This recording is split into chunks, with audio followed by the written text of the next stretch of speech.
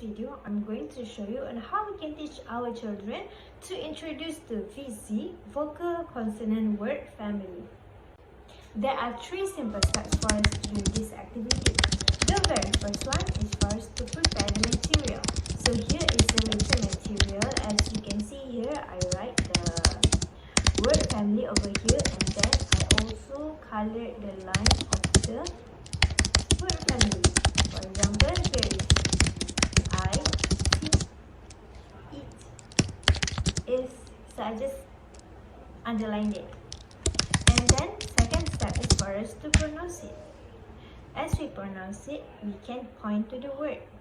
Point it and then point to our mouth for pronunciation imitation. And then the last step is for us to encourage our children to pronounce it too after we pronounce it. Hi kids! Here, let's pronounce this together with me, okay? This is bin.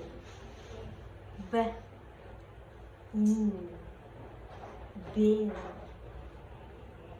Next one is